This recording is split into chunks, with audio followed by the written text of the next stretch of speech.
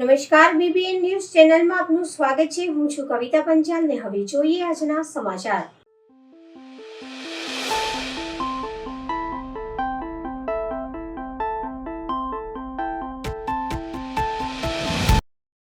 આજરોજ ગુજરાત સ્થાપના દિવસ નિમિત્તે વડોદરા શહેર જિલ્લા કોંગ્રેસ સમિતિ દ્વારા પુષ્પાંજલિ અર્પણ કરવાનો કાર્યક્રમ ન્યાય મંદિર ફુવારા પાસે રાખવામાં આવ્યો હતો.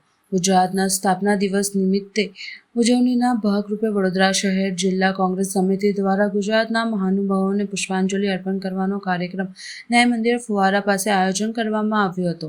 મહાત્મા ગાંધી અને સરદાર વલ્લભભાઈ પટેલની છબીને પુષ્પાંજલિ અર્પણ કરવામાં આવી હતી. વડોદરા જિલ્લા કોંગ્રેસ સમિતિના પ્રમુખ ઋત્વિક જોશી દ્વારા અને તમામ કાર્યકર્તાઓની અને આગેવાનો દ્વારા પણ આ કાર્યક્રમમાં જોડાયા હતા. આ કાર્યક્રમને લઈ પોલીસ બંદોબસ્ત પણ ગોઠવવામાં આવ્યો હતો. પુષ્પાંજલિ અર્પણ કર્યા બાદ કોંગ્રેસ સમિતિના કાર્યકર્તાઓની અટકાયત પોલીસ દ્વારા કરવામાં આવી હતી. જય જય ગરવી ગુજરાત. આજે 1 મે ગુજરાત રાજ્યનો સ્થાપના દિવસ. 1960માં ગુજરાત રાજ્યની સ્થાપના થઈ. આમ તો આપણે મહાત્મા ગાંધીનું ગુજરાત ને સરદાર વલ્લભભાઈ પટેલનું ગુજરાત કહીએ છીએ, કારણ કે આપણા ગાંધીજી ને સરદાર વલ્લભભાઈ પટેલ આપણા ગુજરાતના પનોતા પુત્ર. પરંતુ જે મહાગુજરાતના ચળવળના જે લડવૈયાઓ હતા, ઇન્દુલાલ યાજ્ઞિક હોય, પ્રબોધ રાવળજી હોય, શારદ મહેતા સાહેબ જે વડોદરાનું ગૌરવ કહેવાય, હરિહર ખંભોળજા હોય, આવા ઘણા બધા મહાનુભાવો જેમને મહાગુજરાતની ચળવળના લડવૈયા કહેવાય છે. અને એ આપણે કહીએ કે એ સમયે એવું કહેતો હતું કે જ્યાં જ્યાં વસે ગુજરાતી ત્યાં ત્યાં સદાકાળ ગુજરાત જે આપણા ગુજરાત માટે કહેવાય છે. અને એ ગુજરાતનો ગૌરવ ને ગુજરાતનો ઇતિહાસ છે. પરંતુ આજે ભારતીય જનતા પાર્ટીના શાસનમાં ગુજરાત રાજ્યનું ગુજરાત મોડલની વાત કરનારા લોકોના ફુગ્ગા ફૂટી ગયા છે. આમાં વડોદરા શહેરની વાત કરીએ તો મહારાજા સયાજીરાવ ગાયકવાડના વડોદરાની શું દુર્દશા કરી છે આ ભાજપના ભ્રષ્ટ શાસને આપણે જાણીએ છીએ. વડોદરા શહેરમાં જે પૂર આવ્યું હતું, એક વખત નહીં, 2 વખત, 3 વાર પૂર આવ્યું. વડોદરાના મારા માતા બહેનો, નાના ભૂલકાઓ, વડીલો બધાને 3 દિવસ ભૂખ્યા તરસા રહ્યા. વિશ્વામિત્રી નદી પર જે નરી આંખે જોઈ શકે એવા દબાણો આજે પણ તૂટ્યા નથી. એમના માલ્ય તુજારાનો બંગલા આજે પણ છે, માલ્ય તુજારાની હોટલો આજે પણ છે. વિશ્વામિત્રી નદીને પહોળીને ઊંડી કરવાના બહાને લાકડાને માટી ક્યાંય વેચાય છે આપણે સૌ જાણીએ છીએ. રાજ્યના મુખ્યમંત્રી કાલે વડોદરા આવે છે, તો ખરેખર તમે મુખ્યમંત્રી મક્કમ હોય, મૃદુ હોય, તમે ભ્રષ્ટાચાર નથી કરતા તો સાબિત કરો. અને બીજેપીના નેતાઓના દબાણ તોડો. વિશ્વામિત્રી નદી પર ભૂખી કાસ્ટને રીરૂટ કરીને પણ જે ભ્રષ્ટાચાર ઊભો કરવામાં આવી રહ્યો છે, આ બધા મુદ્દા, હરણી બોટકાંડ, 14 નિર્દોષ લોકોએ જીવ ગુમાવ્યો, પીપીપી મોડલ, પબ્લિક પ્રાઇવેટ પાર્ટનરશીપના નામે જીવતો જાગતો ભ્રષ્ટાચાર, હરણી મોતકાંડ, હજુ પણ ન્યાય નથી મળ્યો. તો આજે આ ગુજરાતમાં શું થઈ રહ્યું છે તમે જુઓ કે આ પોલીસ આટલી બધી. આજે કોંગ્રેસ પાર્ટી લોકશાહી ઢબે અમે પ્રોગ્રામ ના કરી શકીએ? શું વિપક્ષને અમને પ્રોગ્રામ કરવાનો અધિકાર નથી? 48 કલાક પહેલાં પરવાનગી માગી છે. આ તો આટલી મોટી સંખ્યામાં પોલીસ. ભાઈ, વડોદરામાં જ્યાં ગુનાઓ વધે છે, ગુનેગારો ખુલ્લેઆમ ફરે ત્યાં જાઓ, ત્યાં બહાદુરી બતાવો. જ્યાં ખુલ્લેઆમ દારૂ વેચાય છે, જ્યાં ખુલ્લેઆમ પેલા રક્ષી ચોરેસા જ્યાં નીકળી પડે છે ડ્રગ્સ લઈને, બેફામ અને માતાઓ બહેનોને ઉડાવી દે છે. આજે પણ વડોદરામાં એક્સિડન્ટ થાય છે, પણ એ બધું કામ પોલીસ નહીં કરે. પોલીસનું કામ ભાજપને પ્રોટેક્શન. આજે બીજેપીના નેતાઓ પૂતળા બાળે કોંગ્રેસના નેતાઓનો, ત્યારે પોલીસ બોડીગાર્ડ બનીને પૂતળા બાળવા દે છે. એક કેસ નહીં થયો, એક કેસ. અને અમારી પર દાદાગીરી, અમારી સામે બહાદુરી. અમે ગભરાતા નથી. અમે મહાત્મા ગાંધીના સિપાહીઓ છે. અમે તો લડીશું, જેલમાં જવા તૈયાર છે વડોદરાની પ્રજા માટે, વડોદરા માટે. અને આ જે ગુજરાત રાજ્યનો સ્થાપના દિવસે તમે જુઓ, અમે શાંતિપૂર્ણ રીતે સાઈડ પર ઊભા છે. કોઈ અમે કાયદો કાનૂન હાથમાંથી લીધો તો પણ જે પોલીસ, એક ડરનો માહોલ, ભયનો માહોલ. વડોદરાની પ્રજા, તમે વિચાર કરો કે વડોદરામાં જે પ્રજા વેરો ભરે છે ને 2 ટાઈમ પીવાનું ચોખ્ખું પાણી નથી મળતું. સમા વિસ્તારની મારી માતાઓ બહેનો જ્યારે પાણી માટે વોર્ડ ઓફિસ રજૂઆત કરો કે પહેલાં તો પોલીસે ટીંગાટોડી કરીને માતાઓને ઢસેડી, બહેનોને ઢસેડી. અને જે વિડીયો વાયરલ થયા તમે જોયા છે, એટલે તમે સામાન્ય નાગરિક પર બહાદુરી બતાવશો તો પાણીની રજૂઆત કરવા વોર્ડ ઓફિસમાં નહીં જાઓ તો પોલીસ સ્ટેશનમાં આવવાનું, પોલીસ આપશે પાણી તો ત્યાં આવીશું. આવા વડોદરામાં બધા બહુ પ્રશ્નો છે. અને આ વડોદરા પણ ગુજરાત રાજ્યનો ભાગ છે, ત્યારે ગુજરાત રાજ્યના સ્થાપનાની તો શહેરીજનોને શુભેચ્છા પાઠવીએ છીએ, પણ આપણે બધા પણ જાગૃત થવાની જરૂર છે કે એ મહાત્મા ગાંધી, એ સરદાર વલ્લભભાઈ પટેલ, એ ઇન્દુલાલ યાજ્ઞિક, અને એ ગુજરાત આપણે પાછું લાવવું છે. એ ગુજરાતની અસ્મિતા અને ગરિમા પાછી લાવી છે.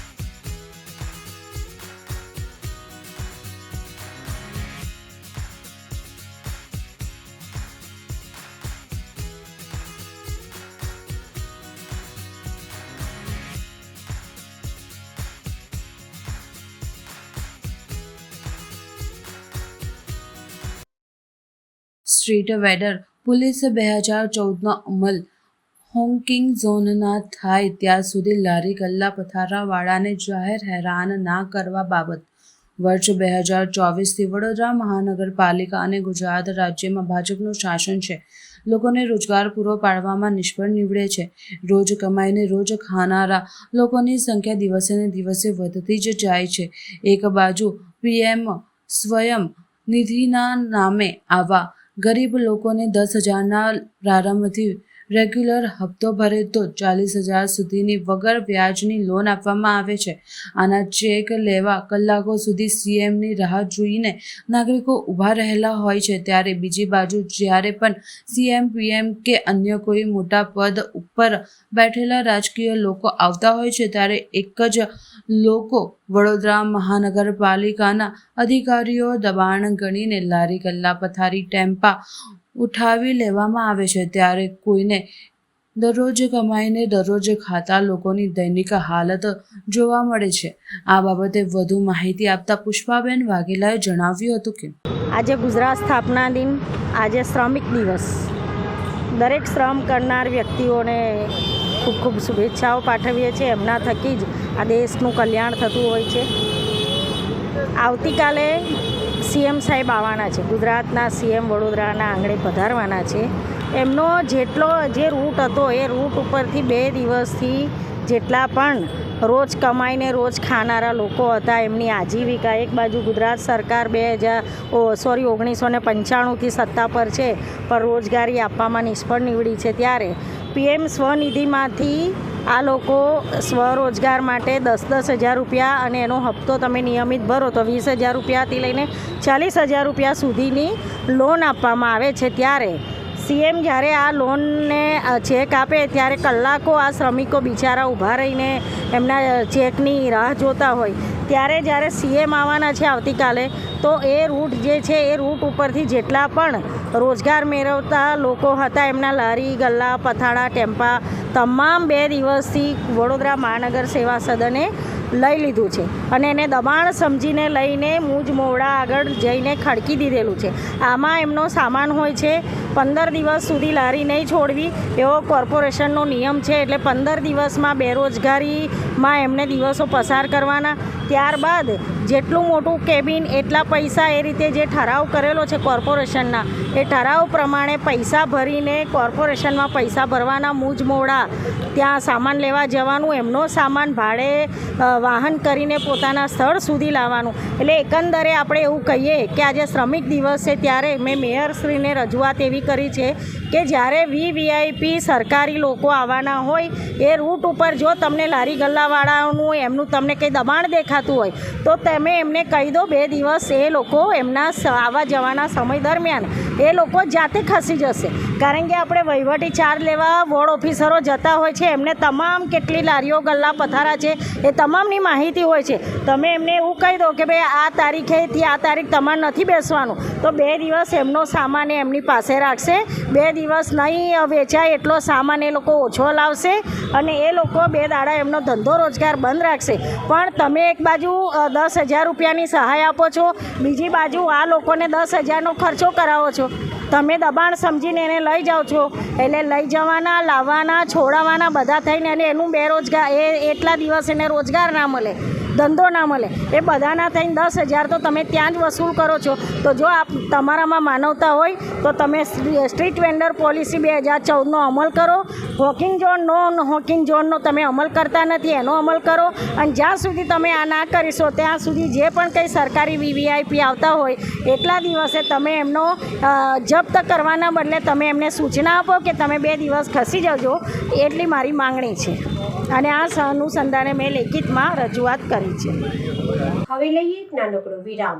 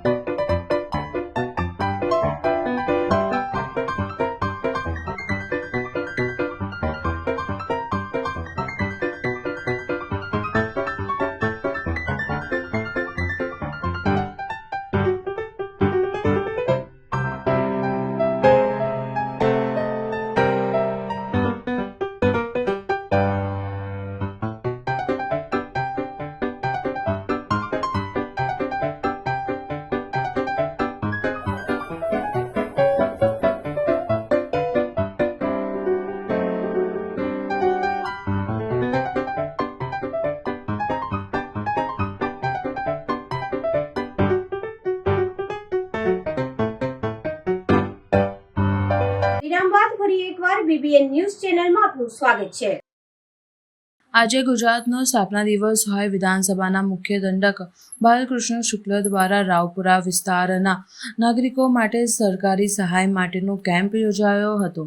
ઉપરાંત ITE અંતર્ગત પ્રવેશ મેળવનાર વિદ્યાર્થીઓનો પ્રવેશ કાર્ડ આપવામાં આવ્યો હતો. વડોદરા ખાતે ગુજરાતના સ્થાપના દિવસ નિમિત્તે ઉજવણી અંતર્ગત લોકોપયોગ માટે કાર્યો કરવાના સંકલ્પ સાથે વિધાનસભાના મુખ્ય દંડક બાલકૃષ્ણ શુક્લ દ્વારા MC હાઈસ્કૂલ ખાતે આવક દાખલા, આયુષ્માન કાર્ડ, આયુષ્માન વયવંદના કાર્ડ અને વિધવા સહાય કાર્ડ માટે કેમ્પ યોજાયો હતો. સ્થાનિક કાઉન્સિલો સહિત કાર્યકર્તાઓ જોડાયા હતા. રાવપુરા વિધાનસભાના રહેતા 26 પરિવારોના બાળકોને ITE અંતર્ગત પ્રવેશ મળ્યો હોય તેવા વાલીઓને પ્રવેશ કાર્ડનું વિતરણ કરવામાં આવ્યું હતું. આ સ્થળે 600 જેટલા લોકોએ સરકારની વિવિધ યોજનાઓનો લાભ મેળવ્યો હતો. ઉપસ્થિત લાભાર્થીઓએ તેમના પ્રતિભાવો આપ્યા હતા. મારા બંને બાળકો ટ્વિન્સ છે, એક બાબુ અને બેબી, અને બંનેનું એક સાથે જ CBSEમાં ઉર્મી સ્કૂલમાં RTE દ્વારા એડમિશન થયું છે. તે માટે હું બારુભાઈ શુક્લ સાહેબનો ખૂબ ખૂબ આભાર માનું છું.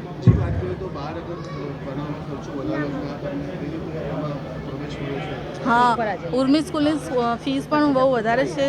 આઈ થિંક 60,000 જેવી ફીસ છે અને મને અમને પૂરેપૂરો ફૂલનો લાભ મળ્યો. એના માટે ખૂબ ખૂબ આભાર. ખૂબ ખૂબ આભાર. એમ પિનલ રાવલ. સૌ પ્રથમ તો આજના દિવસે ગુજરાત રાજ્યના 65મા સ્થાપના દિનની તમામ ગુજરાતીઓને ખૂબ ખૂબ શુભકામનાઓ. ભારતીય જનતા પાર્ટી દ્વારા તેના સંગઠનના તમામ પદાધિકારીઓ દ્વારા અને ચૂંટાયેલા પ્રતિનિધિઓ દ્વારા આજના દિવસે અનેકવિધ કાર્યક્રમોનું આયોજન થાય છે. એ જ પ્રકારે આજે રાવપુરા વિધાનસભા વિસ્તારમાં RTE હેઠળ એટલે કે રાઇટ ટુ એજ્યુકેશન એક્ટ હેઠળ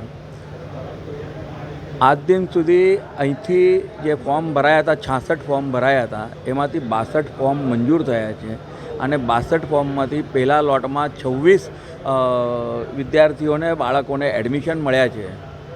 આપે જોયું હશે કે એવા સ્કૂલોમાં એડમિશન મળ્યું છે અને આપણે આમ વિચારી શકીએ કે એક જ કુટુંબના 2 જોડિયા બાળકોને એક જ CBSE સ્કૂલમાં એડમિશન મળવું.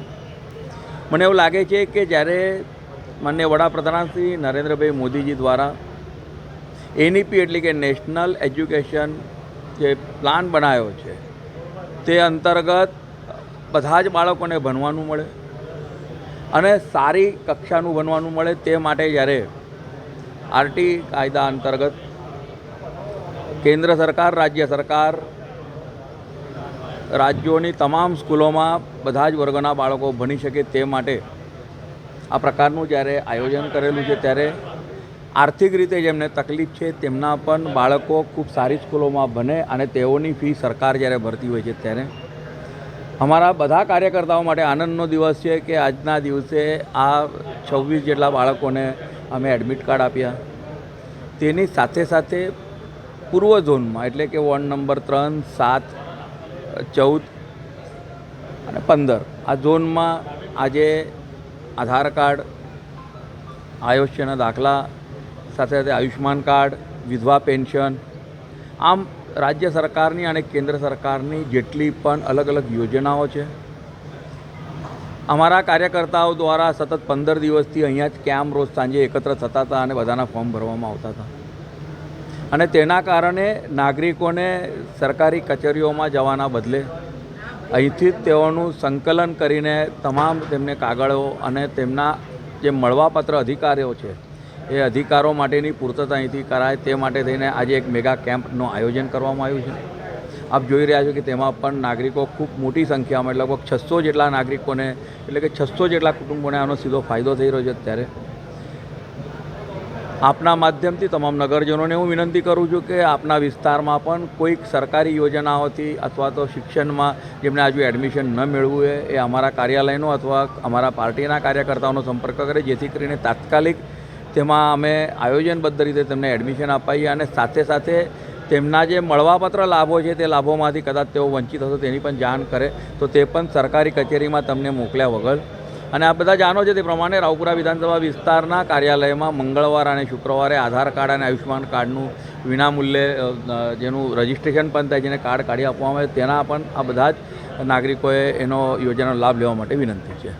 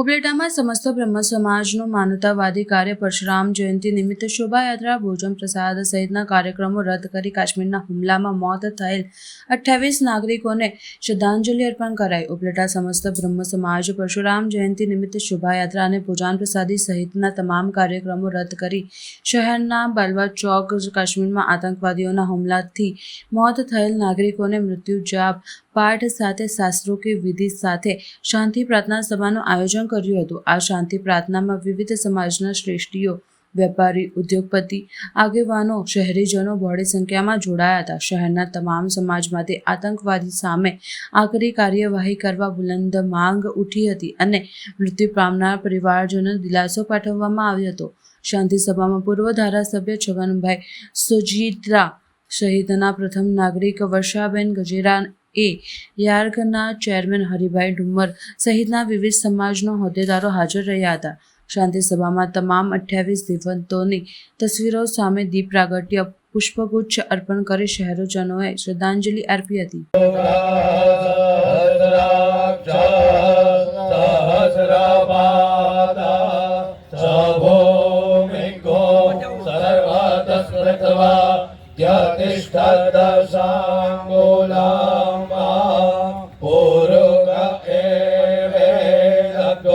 જય પરશુરામ, ભારત માતા કી જય.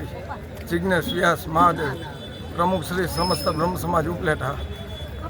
આજ રોજ પરશુરામ જન્મોત્સવ નિમિત્તે દર વર્ષે અમે શોભાયાત્રાનું આયોજન કરીએ છીએ, પણ આ વર્ષે જે આપણે પહેલગાંવની અંદર બનાવ બનેલ એમાં 28 જીવાત્માઓને જે સ્વર્ગમાં સ્થાન પ્રાપ્ત થાય અને સાચી શ્રદ્ધાંજલિ મળે તો તેના માટે થઈ સમસ્ત બ્રહ્મ સમાજ ઉપલેટાના તમામ કાર્યક્રમ કેન્સલ કરી આજ રોજ ઉપલેટામાં બાવલા ચોકની અંદર 28 દિવ્યાંગોને 28 દીવા પ્રગટાવી અને ગામના તમામ લોકોને બોલાવી અને સાચા દિલથી શ્રદ્ધાંજલિ મળે તેનું સમસ્ત બ્રહ્મ સમાજ ઉપલેટા દ્વારા આયોજન કરવામાં આવેલ.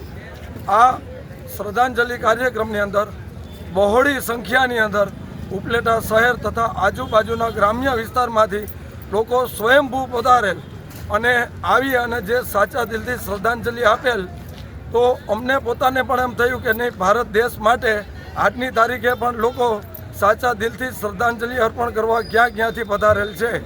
બસ દેવોના દેવ મહાદેવને એક જ પ્રાર્થના કે આ 28 દિવ્યાંગતોના આત્માને શાંતિ મળે, કૈલાસમાં વાસ મળે તેવી મહાદેવના ચરણોમાં હૃદયથી પ્રાર્થના.